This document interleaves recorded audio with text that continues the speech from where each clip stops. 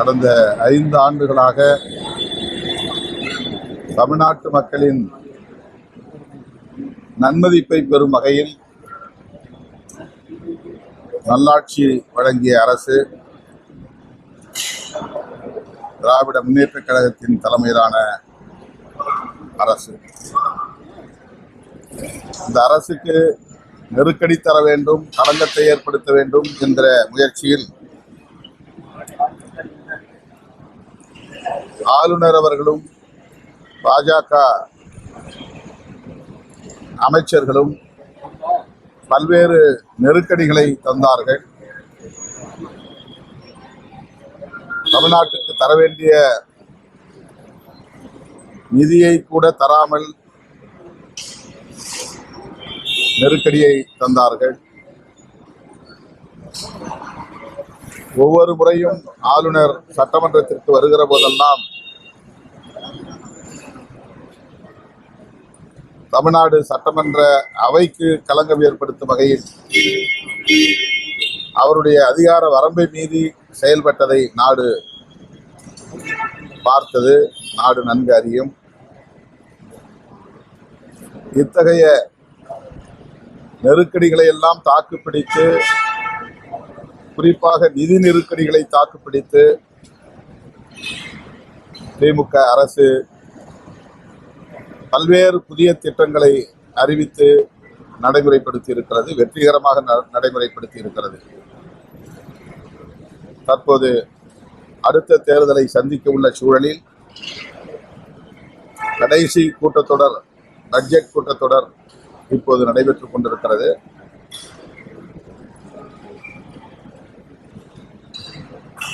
அமைச்சர் தங்கம் தென்னரசு அவர்கள் குறிப்பிட்டதைப் போல பாஜக அரசு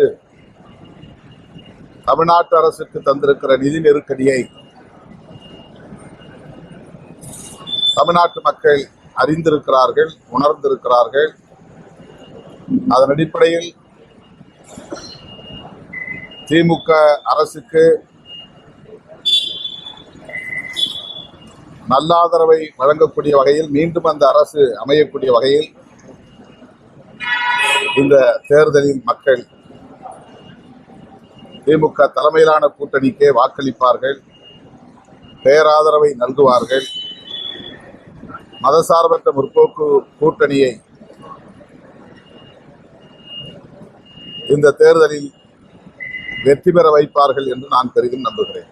சார், அதே போல தமிழக அரசு பெண்களுக்காக போடப்பட்ட 5000 ரூபாய் அதாவது வந்து பார்த்தீங்கன்னா கோடை காலம் சொல்லிட்டு 2000 ரூபாய் அதிகமாக கொடுத்துருக்காங்க. தற்போது தமிழகம் இருக்கக்கூடிய நிதி நெருக்கடிகளை தமிழக அரசு நிறைவேற்றப்பட்டு விமர்சனம். நிதி நெருக்கடி இருந்தாலும் கூட அந்த திட்டத்தை நடைமுறைப்படுத்த வேண்டும் என்பதில் முதலமைச்சர் காட்டியிருக்கிற தீவிரம் எத்தகையது என்பதை நாம் புரிந்து கொள்ள வேண்டும். குறிப்பாக பாஜகவை சார்ந்தவர்கள் தேர்தல் நேரத்தில் இந்த மகளிர் உரிமைத் தொகையை வழங்க விடாமல் தடுப்பதற்கு நீதிமன்றத்தை அணுகியிருக்கிறார்கள் என்பதும் நாம் அறிந்த உண்மை. அப்படி ஒரு நிலை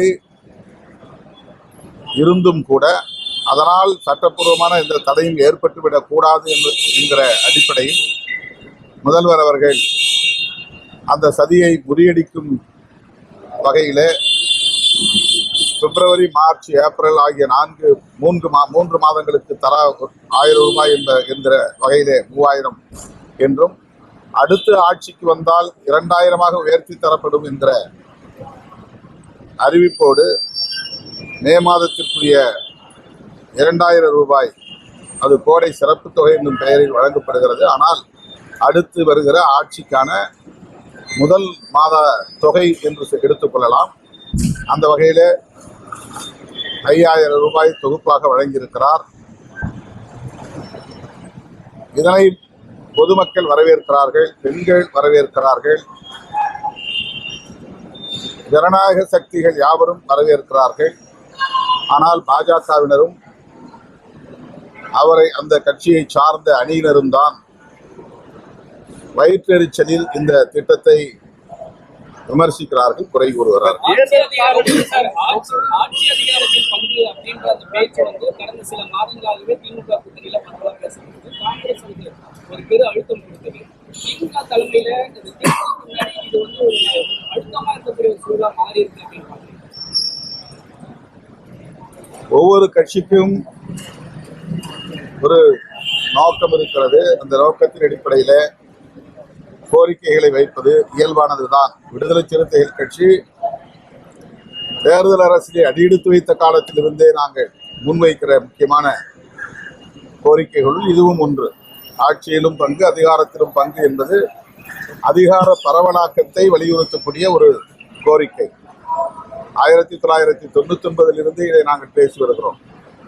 2016 வாக்கில் தமிழகத்தில் கூட்டணி ஆட்சி என்கிற பெயரில் ஒரு கருத்தரங்கத்தையே நாங்கள் அனைத்து கட்சி தலைவர்களை அழைத்து நடத்தியிருக்கிறோம்.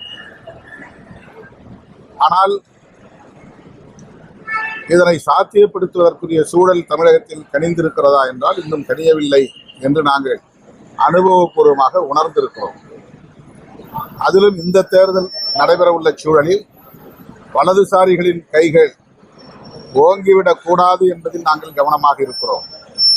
அதாவது இப்படிப்பட்ட கோரிக்கையை எழுப்புவதன் மூலம் கூட்டணியில் சலசலப்பு ஏற்பட்டு பலவீனத்தை அது ஏற்படுத்திவிடக் கூடாது, அதன் மூலம் வலதுசாரிகளுக்கு ஒரு வாய்ப்பை வழங்கிவிடக் கூடாது என்பதில் கவனமாக இருக்கிறோம்.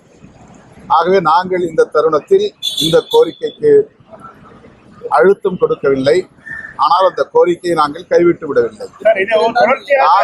காங்கிரஸ் இப்படி ஒரு கோரிக்கையை வைக்கிறது என்று சொன்னால் காங்கிரசுக்கு அந்த உரிமை இருக்கிறது. அது கட்சிக்குள்ளே, கூட்டணிக்குள்ளே பேசி தீர்க்கப்படும். முதலமைச்சர் இது குறித்த விளக்கத்தை ஏற்கனவே தந்திருக்கிறார். தமிழ்நாட்டு அரசியல் சூழலுக்கு அது பொருந்தாது என்று சொல்லியிருக்கிறார். பொருந்தாது என்பதனால் காங்கிரஸ் அந்த கோரிக்கையை மறுபடியும் எழுப்பக்கூடாது என்று இல்லை. அப்படி எழுப்புவதனால் கூட்டணி இதனால் சிதறிவிடும் என்று பலரும் எதிர்பார்க்கிறார்கள். நான் நம்புகிறேன் காங்கிரஸ் திமுக கூட்டணியில் நீடிக்கும். அவர்கள் பேச்சுவார்த்தையில் இதை சுமூகமாக தீர்ப்பார்கள். முதலமைச்சரும் காங்கிரஸ் கட்சியை சார்ந்த முன்னணி பொறுப்பாளர்களும் உரிய நேரத்தில் பேச்சுவார்த்தை நடத்தி சுமூகமான தீர்வை காண்பார்கள் என்று நான் பெரிதும் நம்புகிறேன். 22ஆம் தேதி வந்து திமுக அதிகாரப்பூர்வமாக கூட்டணி பேச்சுவார்த்தை அறிவிச்சிருக்காங்க. காங்கிரஸ்ல இருக்கக்கூடிய 2ஆம் கட்ட தலைவர் வந்து பொது வழியில இது போன்ற கருத்துக்களை பேசுவது கூட்டணியில ஒரு சலசலப்பை உண்டாக்குறதா? ஏற்கனவே டெல்லிக்கு எல்லோரையும் வரவழைத்து கூட்டணி தொடர்பாக யாரும் வாய்க்கு வந்தபடி பேசக்கூடாது என்று அறிவுறுத்தியதாக ஊடகங்களில் நாம் பார்த்தோம். அப்படி அவர்கள் திரும்ப திரும்ப பேசுகிறார்கள் என்று சொன்னால் அதனை வைத்து கூட்டணி இரண்டு கட்சிகளுக்கும் இடையிலான தலைமை ஒரு முடிவுக்கு வந்துவிடாது. காங்கிரஸை பொறுத்தவரையில் ஒரு தேசிய கட்சி, தேசிய தலைமைதான் இறுதி முடிவு செய்யும் என்பது அனைவருக்கும் தெரியும். எனவே தமிழ்நாட்டை சார்ந்த முன்னணி பொறுப்பாளர்கள் சிலர் தங்களின் ஆதங்கத்தை வெளிப்படுத்துகிறார்களே தவிர அது இறுதியான முடிவு அல்ல. அது தேசிய தலைமையின் வழிகாட்டுதலின்படி சொல்லப்படுகிற கருத்தாகவும் எடுத்துக்கொள்ள முடியாது. எனவே ராகுல் காந்தி அவர்கள் அல்லது அவரால் நியமிக்கப்படுகிற நேரடி பிரதிநிதிகள் திமுக தலைமையோடு பேசி முடிவு காண்பார்கள். இடையிலே இப்படி வருகிற விமர்சனங்களை பொருட்படுத்த தேவையில்லை. ராஜகண்ணப்பன், தளபதி உள்ளிட்டவர்கள் வந்து காங்கிரஸை இது போன்ற பேசக்கூடியதான் நான் வந்து பேசுகிறேன் மாநில அவர் சொல்லியிருக்காரு.